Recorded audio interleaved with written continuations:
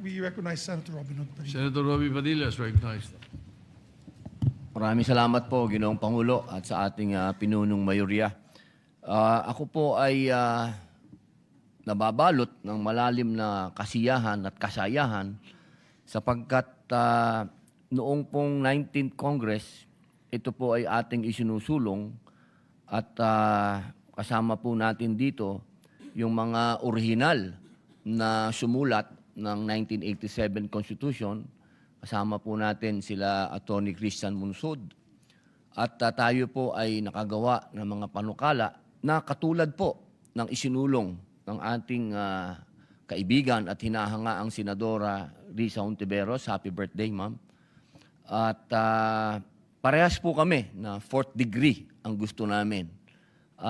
Marami pong nagtatanong sa akin, ako daw po mismo ay pamilya ng political dynasty. Totoo po yan.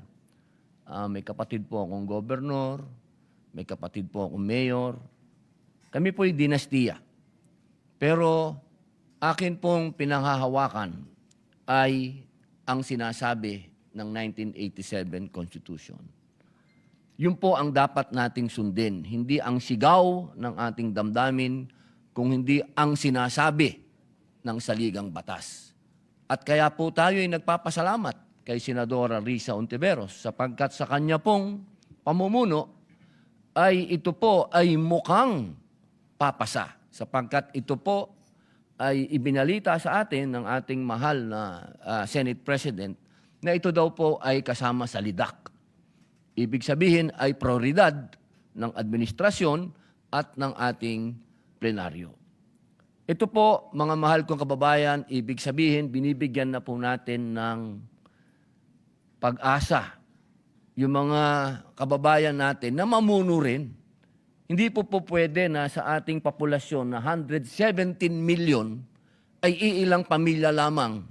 Iilan lamang ang sinasabing may talino at galing para mamuno dito sa ating bayan. Ako po'y naniniwala na ito ang hakbang para magkaroon po tayo ng tunay na progreso sa bayan natin. Hindi ko po maipagkakaila. Marami po akong mga kaibigan, malalapit sa akin, na meron po silang dinastiya na matitino naman at gumagana naman. Pero mas marami po yung mga dinastiya na masasabi nating pinagsasamantalahan ang ating inang bayan. Kaya po, mga mahal kong kababayan, tulad po ng aking laging sinasabi, ako po ay magiging ehemplo at unang tatalima kapag ito ay naging batas.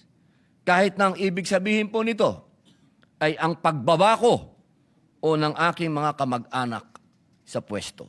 Maraming salamat po, Ginoong Pangulo. Majority Leader. Mr. President, thank you very much to distinguished colleague. Also for the record, the following, our colleague Senator Kiko Pangilinan would like to just insert into the records his co-sponsorship speech on Senate Bill number 1901. So, Mr. President. So inserted. Thank you, Mr. President. To allow our colleagues to study the measure further, I move that we suspend consideration of the measure.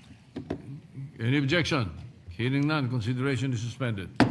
Mr. President, I move that we take up the proposed Senate Resolution number 315 under Committee Report number 30. I so move, Mr. President.